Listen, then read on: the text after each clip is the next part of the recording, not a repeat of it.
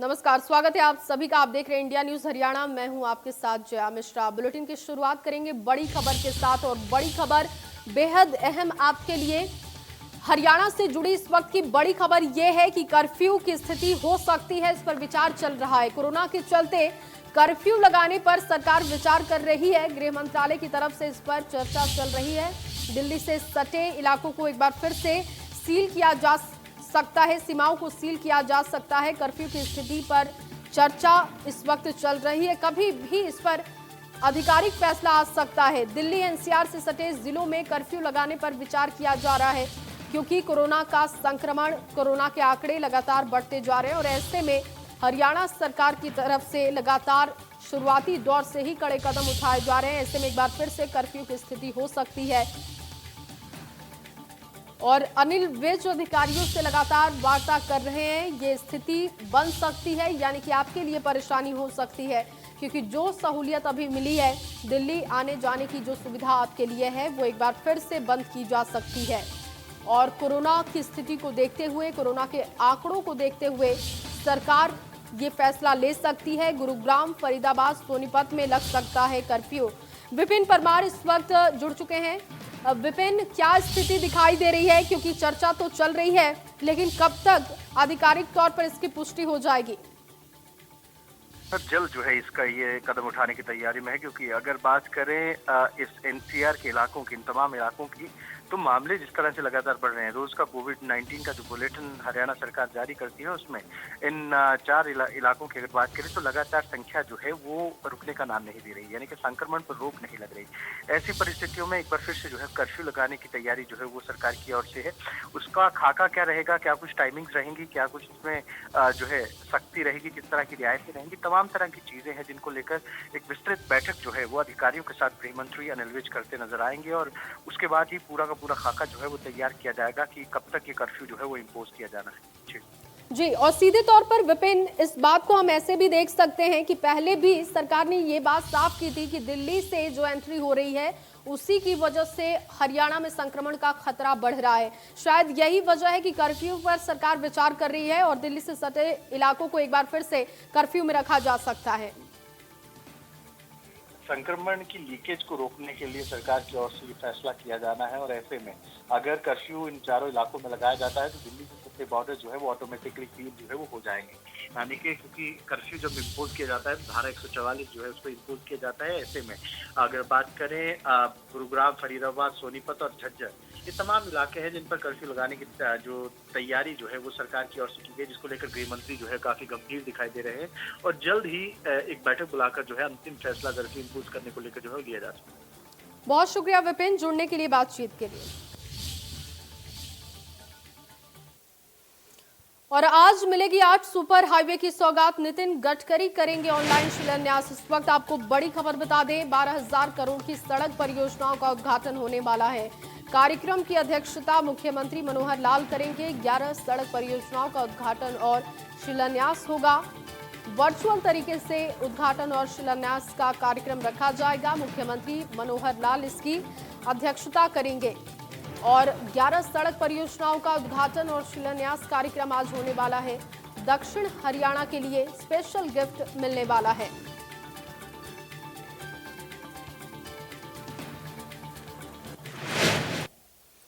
और चलिए अब आपको ग्राफिक्स के जरिए दिखाते हैं कि कैसे इसका फायदा मिलेगा, इस परियोजना के क्या मायने हैं।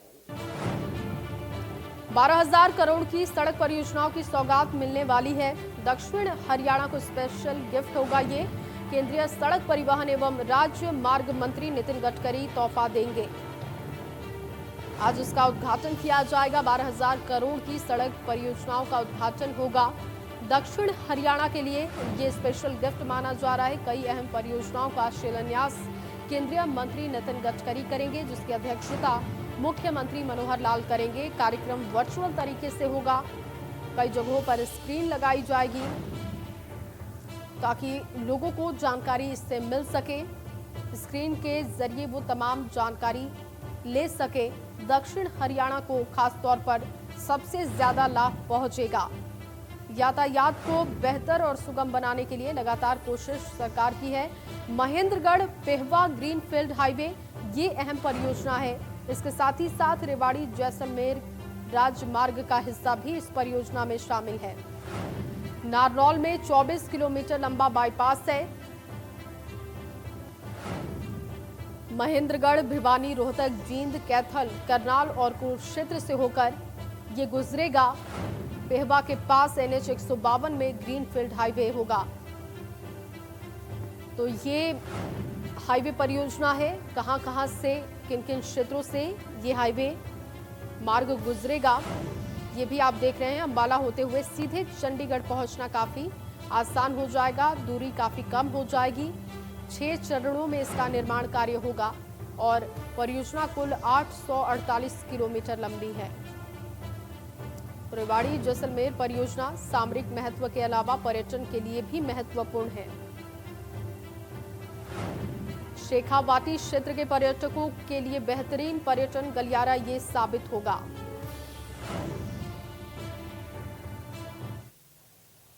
और चलिए एक और बड़ी खबर आपको बता दें, रोजगार गारंटी योजना में हरियाणा की बड़ी कामयाबी हुई है। सबसे ज्यादा मजदूरी देने वाला राज्य हरियाणा बन चुका है। अप्रैल 2020 से 309 रुपए प्रतिदिन मजदूरी दी गई।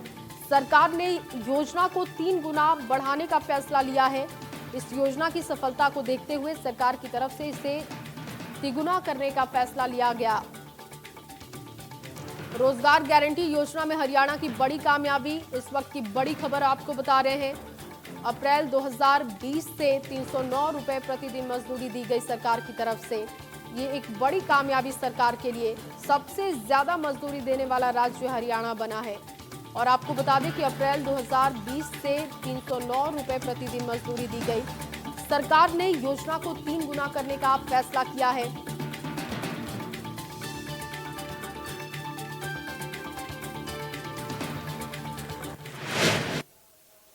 और चलिए इस बीच आपको एक और बड़ी खबर बता दें जो छात्राओं के लिए काफी अच्छी खबर है। छात्राओं को डिग्री के साथ पासपोर्ट देने के आदेश सरकार की तरफ से मिल चुके हैं। कॉलेज में ही छात्रों को ड्राइविंग लाइसेंस देने के भी निर्देश है। तो छात्राओं के लिए सरकार की तरफ से एक और कदम। कॉलेज में ही छात्रों को मिलेगा ड्राइविंग लाइसेंस, पासपोर्ट की भी सुविधा उन्हें उपलब्ध कराई जाएगी डिग्री के साथ। मुख्यमंत्री ने अधिकारियों को निर्देशित कर दिया है। छात्राओं को डिग्री के साथ पासपोर्ट भी देने के आदेश हैं। कॉलेज में ही छात्राओं को ड्राइविंग लाइसेंस की सुविधा मिल जाएगी और जब उन्हें डिग्री दी जाएगी उसी वक्त पासपोर्ट की सुविधा उपलब्ध करवा दी जाएगी। सीबीएसई ने 12वीं कक्षा की परीक्षा के परिणाम सोमवार को घोषित कर दिए, जिसमें एक बार फिर से लड़कियों ने बाजी मारी है।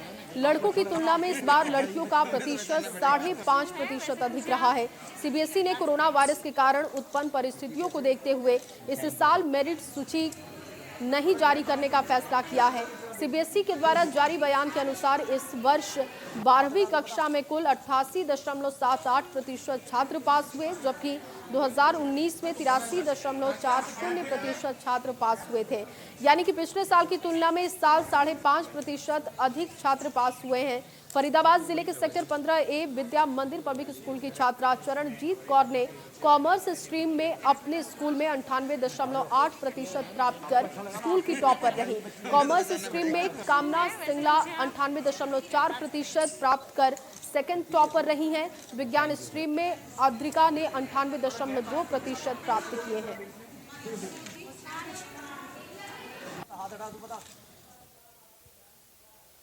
और अब बात बारिश की करेंगे। पहाड़ी इलाकों में बारिश की वजह से बरसाती नदियां काफी उफान पर हैं। पहाड़ों से पानी यमुना नगर की चतंग नदी में पहुंच गया और नदी के उफान पर आने की वजह से ये पानी गांव गंधापुरा में पटरी को तोड़कर फसलों में जा घुसा, जिससे कि लोगों का भारी नुकसान हुआ है। इलाके के सरपंच हरबंस कुमार ने बताया कि उन्होंने सिंचाई विभाग के अधिकारियों और प्रशासनिक अधिकारियों को संदेश भेजे, फोन किए, लेकिन किसी ने इस बात की सुध नहीं ली। इसके बाद उन्होंने अपना एक वीडियो बनाकर वायरल किया ताकि वो अधिकारी तक पहुंचे और उनके गांव की सुध ली जाए।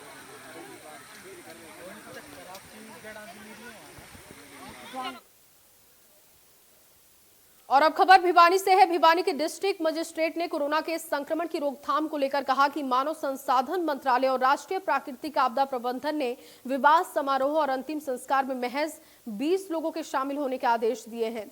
इसके अलावा अगर लोग उसमें शामिल होते हैं तो निर्देशों का उल्लंघन होगा। जिस पर सख्त कार्रवाई की जाएगी। इसके अलावा जिले में कोरोना के संक्रमण को रोकने के लिए क्या क्या कदम उठाए गए हैं, इस बारे में जिलाधीश अजय कुमार से खास बात की है हमारे संवाददाता रवि जांगड़ा ने। सुनते हैं।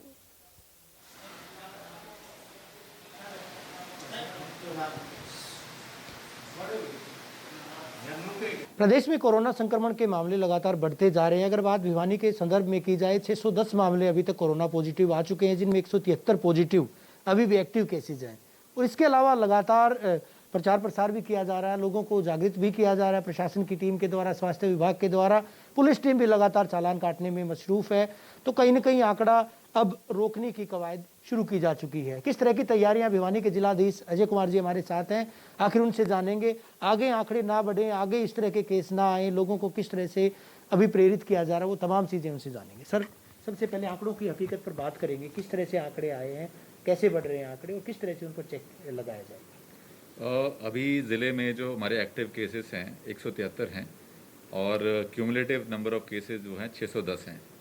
एंड टोटल सैंपल जो ज़िले में करवाए हैं वो 11,000 के करीब करवाए गए थे। एंड डेली जो सैम्पलिंग है हमारी अभी 400 जो हम एक आंकड़ा जो है उसको अचीव कर रहे हैं। एंड जितने हमारे बेसिकली फ्लू कॉर्नर्स हैं और जो पहले पॉजिटिव केसेस आए थे उनके कॉन्टैक्ट्स हैं, उनको ट्रेस किया जा रहा है, उन सभी की सैम्पलिंग कराई जा रही है। उनसे अनलॉक की स्टेज में आ चुके हैं और सभी तरह की गतिविधियां जो हैं वो अभी शुरू हो चुकी हैं। तो इसलिए ये और भी ज़्यादा ज़रूरी है कि जितने भी हमारे बाज़ार हैं या फिर कोई ऐसे इवेंट्स होते हैं जिसको विद इन लिमिट अलाउ किया गया है, जैसे मैरिजेज़ हैं या क्रिमेशन में 20 की लिमिट है, मैरिजेज़ में 50 की लिमिट है, वहाँ पे जो भी शामिल होते हैं वो पूरी तरह से एहतियात बरतें, क्योंकि अभी संक्रमण का ख़तरा जो है वो अभी कम नहीं हुआ है। इवन दो जो हमारे केसेस हैं रिकवरी रेट अच्छा है, सिम्टोमेटिक केसेस ज़्यादा हैं और वो रिकवरी भी अच्छे तरीके से हो रहे हैं, परंतु संक्रमण ना बढ़े तो ये सभी की बहुत जिम्मेवारी है कि जो पहले गाइडलाइंस जारी हुई थी उन्हीं की पालना सुनिश्चित करें, सोशल डिस्टेंस बना के रखें, मास्क का उपयोग करें एंड हैंड सैनिटाइजेशन का पूरा ख्याल रखें। एंड जो भीड़ वाले एरियाज़ हैं वहाँ बिल्कुल ना जाएं। एंड जो भी गाइडलाइंस है सरकार की समय समय पर जो जारी होती हैं, इवन मार्केट्स के लिए जो जारी होती हैं, तो उसमें भी पूरी तरह से उनकी पालना सुनिश्चित करें। एंड रेड क्रॉस के माध्यम से और म्यूनसिपल काउंसिल के माध्यम से जागरूकता भी लगातार पूरी तरह से करने का उसको प्रयास किया जा रहा है। एक जागरूकता रथ हमने पूरे ज़िले के लिए चलाया था और क्योंकि शहर में केसेस ज़्यादा आ रहे हैं तो उसको देखते हुए सिटी जागरूकता रथ भी एक उसकी हमने शुरुआत की थी। और कुछ इसमें एनजीओ या प्राइवेट वॉलंटियर्स जो हैं वो भी सामने आए हैं, जागरूकता में आगे आ रहे हैं और उनको भी रोपिन किया जा रहा है ताकि ज़्यादा से ज़्यादा पब्लिक में ये मैसेज जाए और कि बिल्कुल एहतियात ना छोड़ें। जो एहतियात उन्होंने पिछले 3 महीने में रखी थी उसको कम ना करें और उसी तरीके से रखेंगे तब हम इसको कंट्रोल करने में सफल होंगे। शुक्रिया सर हमसे बात करने के लिए। भिवानी के जिलाधीश अजय कुमार जी, जिनका साफ तौर पर कहना है कि जागरूकता ही महज इस बीमारी से उपचार का तरीका है, बचाव का तरीका है। और महज एक ही अपील है, क्योंकि लगातार हम भी प्रदेश का नंबर 1 और सबसे भरोसेमंद होने के नाते इंडिया न्यूज़ हरियाणा भी तमाम लोगों से यही अपील करता है कि इस बीमारी का कोई उपचार नहीं है, अभी कोई वैक्सीन, कोई टीका जो है वो उपलब्ध नहीं हो पाया है। ऐसे में महज बीमारी से बचाव का तरीका यही है कि लोग एहतियात बरतें, परहेज रखें, क्योंकि prevention is better than cure. बार बार हम यही बात कहते आए हैं कि इलाज से परहेज अच्छा है। ऐसे में सजग रहें, सतर्क रहें, तभी स्वस्थ रह पाएंगे। वीडियो जर्नलिस्ट सुमित अवस्थी के साथ रवि जांगड़ा, इंडिया न्यूज़ हरियाणा। और अब खबर यमुनानगर से है। यमुनानगर के जोगाधरी रेलवे वर्कशॉप में हुई 57 साल की महिला की हत्या के मामले में पुलिस ने बड़ा खुलासा किया। पुलिस ने बताया कि मुकेश उर्फ मोंटी नाम के आरोपी ने लूट के इरादे से घर में घुसकर महिला की हत्या की थी। आरोपी नशे की हालत में घर में दाखिल हुआ था। महिला पर सबसे पहले उसने गमले से हमला किया, फिर बाल्टी से वार किया। इसके बाद आरोपी ने महिला के शव को फ्रिज में रखने की कोशिश की। इसके बाद घर में 300 रुपए जो उसे मिले उसे लेकर वो फरार हो गया। पुलिस से मिली जानकारी के मुताबिक आरोपी मुकेश उर्फ मोंटी पर साल 2011 में भी हत्या का मुकदमा दर्ज हुआ था। इसमें वो साल 2017 में जमानत पर छूटा था।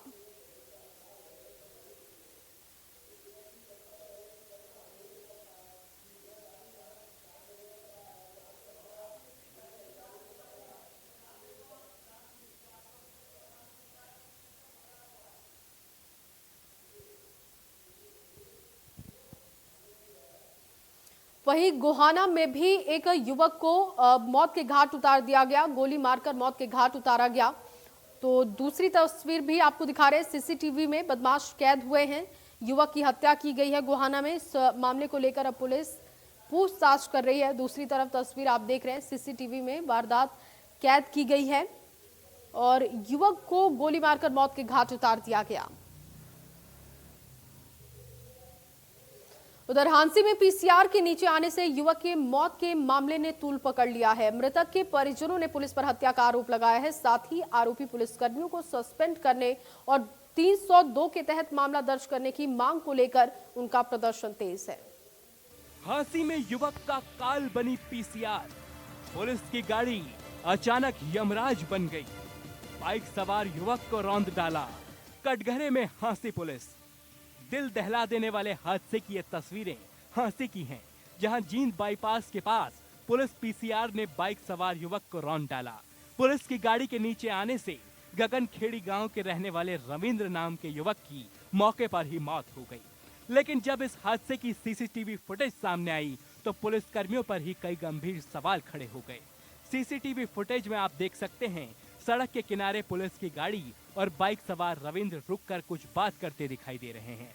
इस दौरान अचानक बाइक सवार युवक भागने की कोशिश करता है, लेकिन पुलिस की गाड़ी पीछे से आती है और रौंद कर चली जाती है। हाँ जी, वो मेरा लड़का था, श्री राम की दुकान पर काम करता था और कल उसका मामा जी आया हुआ था, इसलिए वो घर आ रहा था। और 5-6 बजे छुट्टी करके नगर आने की तैयारी थी। उसको पता लगे दिन में चाय पानी पिलाया था, उधर रुके भी थे दोपहर को। तो उसके पीछे पीसीआर लगी हुई थी पुलिस वाली। तो किस कारण से पुलिस पीसीआर लगी हुई थी, कुछ बताओ? नहीं, वो दुकान पर काम करता था जी, पूरे दिन हाजिरी में रहता था। हमने नहीं पता इसलिए हिसार जा लिए थे, तब पता लग गया था कि भी इस तरह लड़का हिसार है। लेकिन आसी रेफर हुआ तब भी नहीं पता था। परिजनों का हत्या का आरोप, पुलिस कर्मियों पर कार्रवाई की मांग। पुलिस की गाड़ी से हुए इस हादसे के बाद मृतक के परिजनों ने पुलिस पर हत्या का आरोप लगाया है। परिजनों के मुताबिक यह हादसा नहीं बल्कि हत्या है। पुलिस कर्मियों पर कार्रवाई की मांग को लेकर परिजनों ने मिनी सचिवालय के गेट पर शव रखकर प्रदर्शन किया। परिजनों का लगातार प्रदर्शन जारी है और वे आरोपी पुलिसकर्मी को सस्पेंड करने और मामला दर्ज करने की मांग कर रहे हैं। ऐसा है, ये एक मामला सामने आया है कि भी पुलिस की गाड़ी से पीसीआर से और ये हादसा हुआ है। इसके अंदर ये बोल रहे हैं कि भाई हमने आंखों देखा है, जो सविता काजल है, कुलदीप है, इन्होंने बताया कि भाई हमने आंखों से देखा है और इसके ऊपर 302 लगनी चाहिए।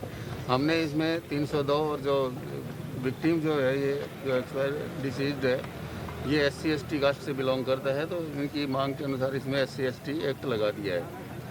अब आगे इसके फर्दर जो कार्रवाई होगी वो वेरिफिकेशन करने के बाद में जो भी बात सामने आएगी उसी के अकॉर्डिंग हम आगे कार्रवाई कर देंगे। जाहिर है पुलिस कर्मियों पर परिजनों के आरोप गंभीर हैं। सीसीटीवी फुटेज भी परिजनों के आरोप को काफी हद तक पुख्ता कर रही है। ऐसे में इस मामले का सच सबके सामने आना जरूरी है। Bureau report, India news Haryana. और चलिए एक छोटे से ब्रेक के लिए रुकते हैं।